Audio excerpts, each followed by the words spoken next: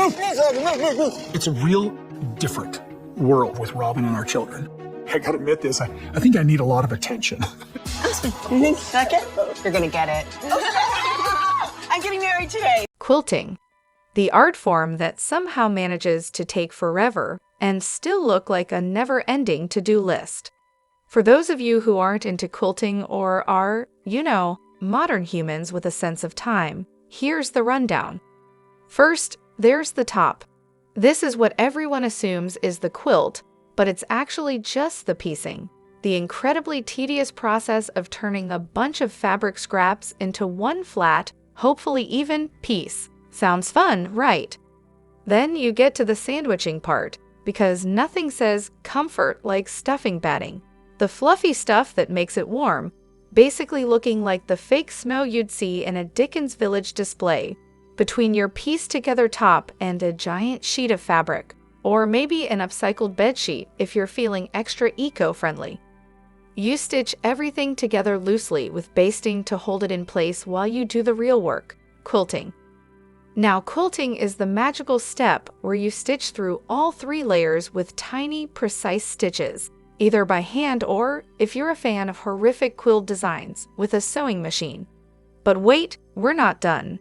After all that, you still have to finish the edges. This means trimming them and adding a binding so your hard work doesn't unravel and turn into a ragged mess.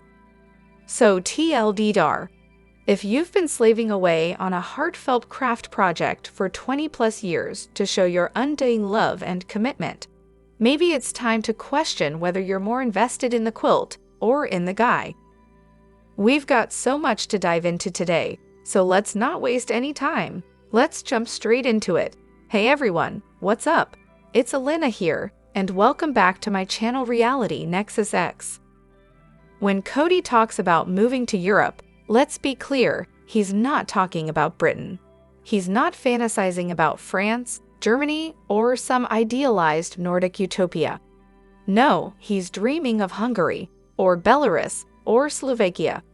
Basically, any Eastern European country that's still getting cozy with Putin, and where strong leaders reign like it's the 1980s. We're talking places where guns aren't just allowed, they're encouraged. Governments that obsess over their native birth rates being low, so they start offering incentives to breed for the greater good. Countries where the social pressure on LGBTQIA+ folks is so thick, the government doesn't even bother with formal bans because, well, the discrimination is practically built into the system. And yes, there are actual government subsidies for getting married and having kids to keep those bloodlines pure. It's adorable. You think Kody knows anything about Eastern Europe beyond Russia. Honestly, he's the kind of person who probably thinks Europe is just one big country anyway. TLC, where do I even begin? It's official. I cannot stomach watching Kody and Robyn anymore. Every time they open their mouths, it's just a flood of nonsense and outright lies. Honestly, it's not even worth listening to at this point. How do they have the audacity to appear on screen when they're universally despised? Oh wait, Kody thrives on attention and Robyn. Well, Robyn has a serious spending issue. That explains a lot. But really TLC, if this show is going to revolve around Kody and Robyn, I might have to throw in the towel. I skip through their scenes every episode, and it feels like that's 70% of the show. To any TLC producers lurking on this subreddit, hear us out. Give us what we actually want. Janelle, Christine, and a dash of Meri. Toss in some footage of their kids while you're at it. And if you have a few minutes left, how about a montage of Kody and Robyn's interviews filled with lies, followed by undeniable video evidence that proves they're full of it? Also, I'd totally watch a sister wives special at a resort like 90 Day Fiancé. Seriously, get on that.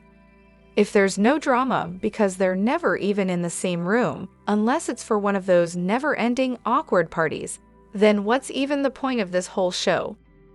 Janelle was absolutely savage this episode, and I'm here for it. Her comment about Robyn controlling Kody? Pure gold. You could practically hear the mic drop as she delivered that line. knowing exactly how much it would drive them crazy. Robyn and Kody are always bleating about how no one controls him, how he's the head of the family, so Janelle knew that would hit just right. And then came the clincher. Kody admitted that Robyn was the one who pressured him into staying with Meri longer than he wanted. He outright said it. If it wasn't for her, he would have ended it sooner. Cue Janelle's moment of glory. You could practically see her twisting the knife, savoring the delicious irony of Kody getting hoisted by his own petard. Bet he was seething, realizing that, yep, his shy, pretty wife has more control over him than he cares to admit. Janelle was on fire this episode.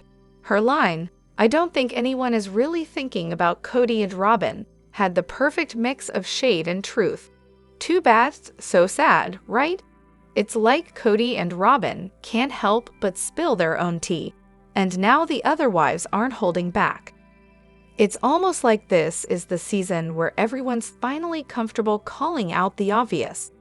Sure, the upcoming tell-all will probably be a half-baked mess, but watching Janelle get her digs in? Priceless. She knows exactly how to press Kody's buttons. He's been pushing hers for years. Tit for tat, buddy. The ex-wives aren't obligated to protect your secrets anymore. And doesn't that just sting?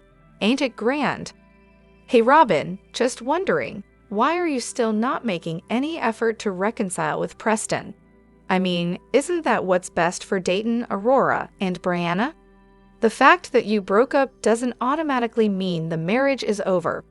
Why not go crash on his couch, move your stuff back in, go on some cute little dates, and just suffer through your one life like it's expected in your culture? Seems to be the thing to do, right? It's funny that you get to decide when it's okay to end your marriage, yet somehow the OG3 doesn't get that same privilege. How does that work, exactly?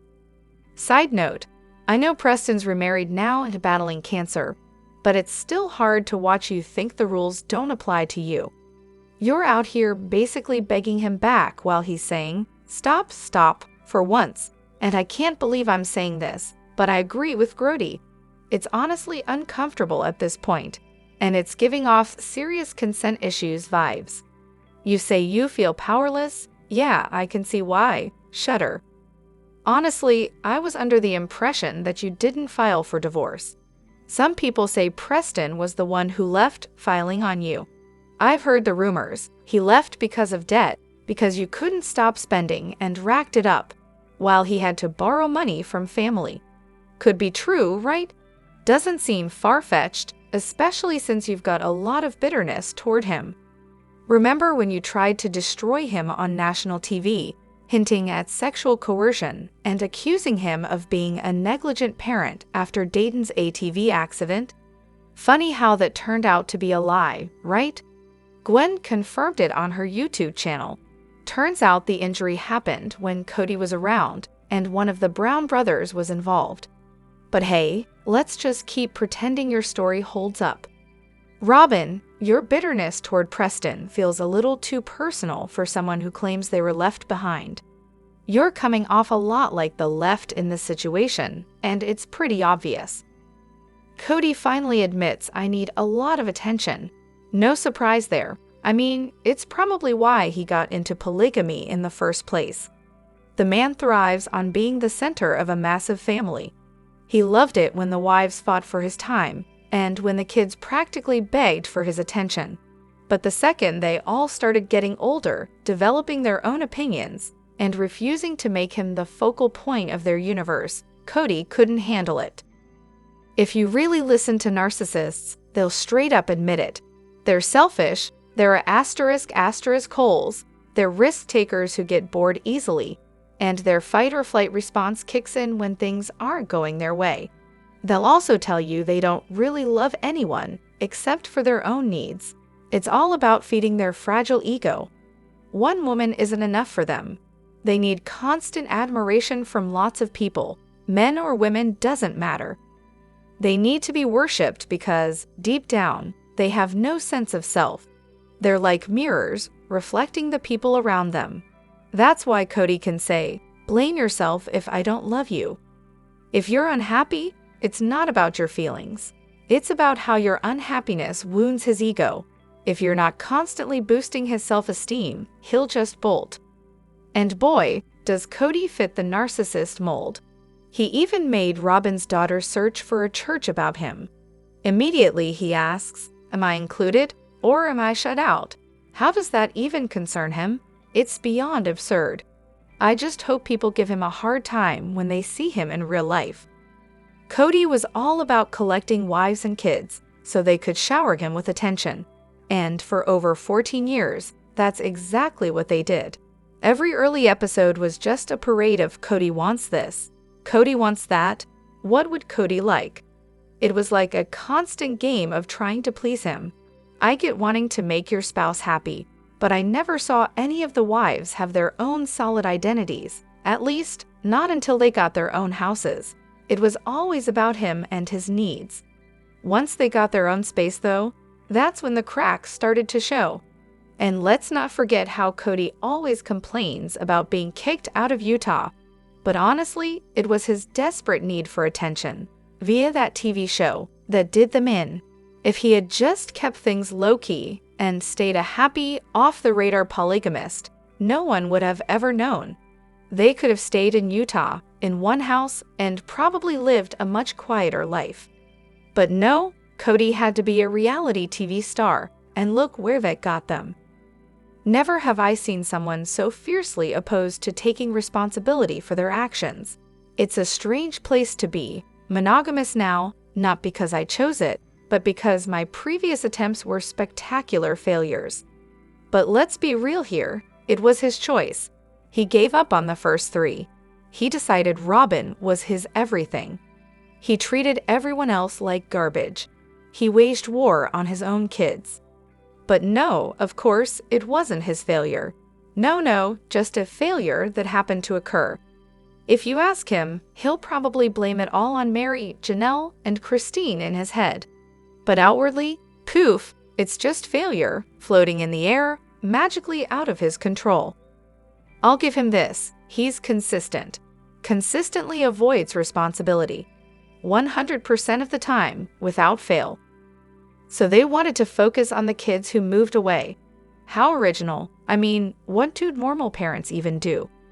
You know, the kind who actually try to keep in touch with their kids, even when they're far away, or, heaven forbid, work a little harder to maintain that relationship. And let's not forget the ones who actually moved away and have their own kids now. I guess they should be focusing on their grandchildren, right? Seems like the obvious choice. Honestly, Robyn is the definition of selfish. It would have been nice if she could have shared her expert opinion on what their focus should have been, since she clearly knows it all. Maybe she could have even explained why what they were doing was so wrong, given how much wisdom she seems to have. I mean, I'm not sure why she thinks it's a problem for people to want to spend time with their own kids and grandkids. But hey, what do I know? So her grand theory is that once the kids move out, parents are supposed to just stop caring. Is that why her grown-up kids are still living at home?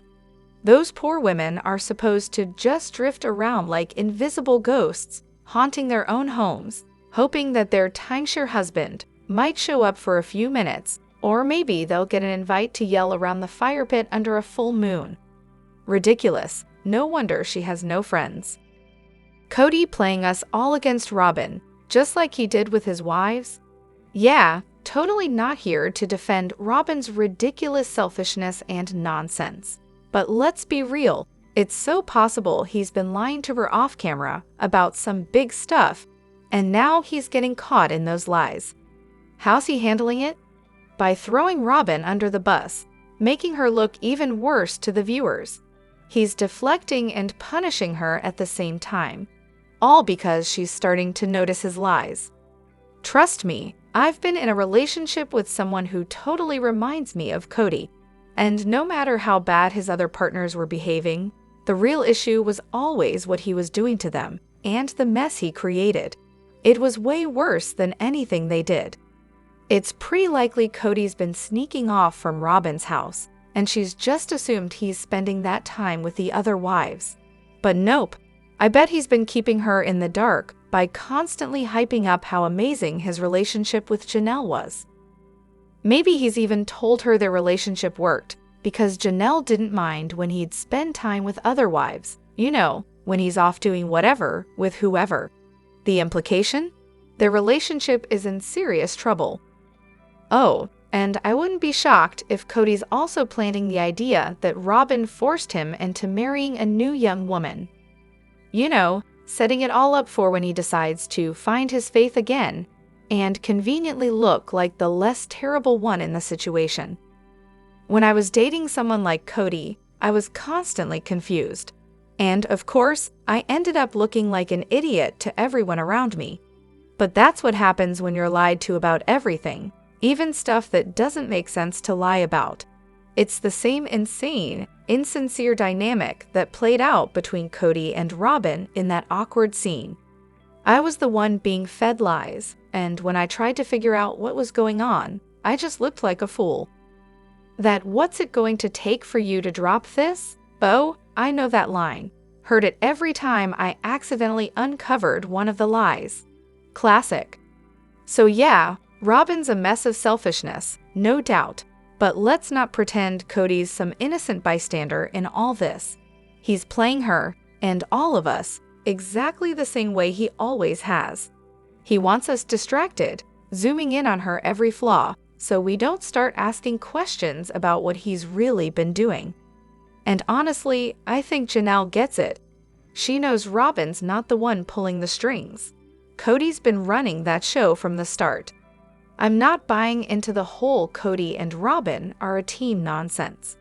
They're both just individual players looking out for their own interests, and they'd turn on each other in a heartbeat if it served them. This season, Robyn kept trying to distance herself from Kody by endlessly repeating things he said or did. Kody, meanwhile, tried to paint the picture that the family wanted him, but not her, and that's why he's not at the family events he wasn't invited to. Yeah, real convincing. I don't know why I'm even surprised, but Logan is just the epitome of level-headed human beings, isn't he? I'm rewatching season 2, yes, the golden days of charm, when they moved to Vegas. And honestly, it's kind of heartbreaking, in the best way possible, to see how Savannah and Gabe practically run to Logan for guidance before even considering Kody. I mean, what a shocker, right? It's almost as if Logan's the only one who's even remotely capable of being a stable influence. But hey, let's not forget, he never should have been put in that position to parent his siblings. Yet here he is, calmly navigating it all like some sort of saint. It's honestly a little sad that we don't see more of him on the show these days. I wonder how he feels about it. Probably like the only one who hasn't completely lost his mind, but who knows? Last I checked, Aspen and Logan are about the only two still speaking to Kody these days. Can't imagine why.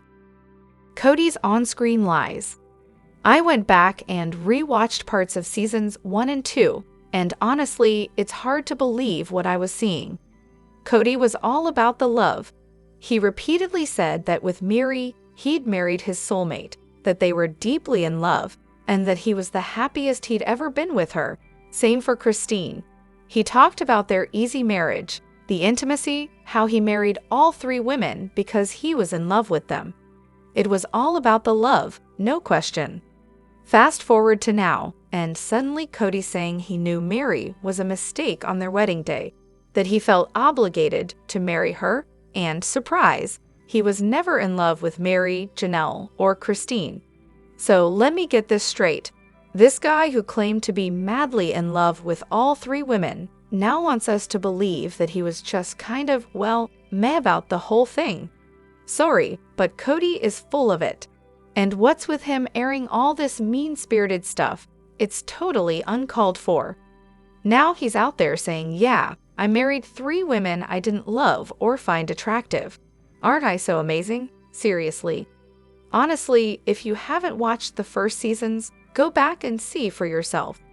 Either Kody's a compulsive liar, or maybe he's just an award-winning actor. While I'm not exactly a Meri fan, It was hard not to feel for her when Kody told her he was going to take 20 years to get back with her. As a woman, it's gut-wrenching to be treated like a communal towel, especially when your husband is that kind of person. Honestly, who wouldn't be bitter and resentful in that situation? I don't blame Meri for how she acted toward the other wives. Kody treated her cruelly over and over again, but after the catfishing incident, his words and actions only got worse. I was honestly relieved to see her walk away, realizing she deserved better, even if it meant being on her own. He's a complete tool in every sense of the word. And it looks like karma's been making its rounds with him. Everything Kody tried to present about himself and his family has completely fallen apart. He wanted the image of a big, happy, loyal family, basking in attention from all his wives and kids. But his terrible behavior and mistreatment of them drove most of them away, and they found far better examples of love and respect elsewhere. As for his reputation in the community, that's probably in shambles now. With 3 wives gone, and one even granted a release from their church leader, which, by the way, is a huge deal. I doubt he's seen as the man he once thought he was.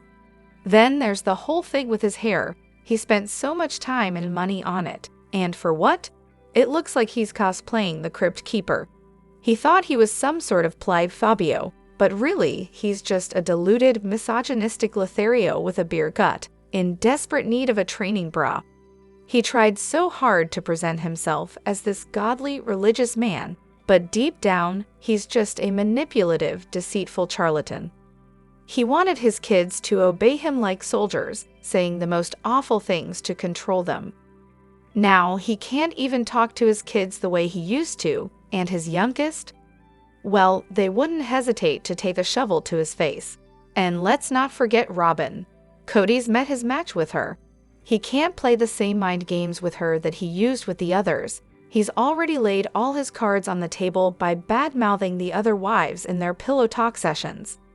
He can't bulldoze her into submission like he did with the rest, because she doesn't fear losing him. There's no competition anymore, and now Kody seems terrified of losing her.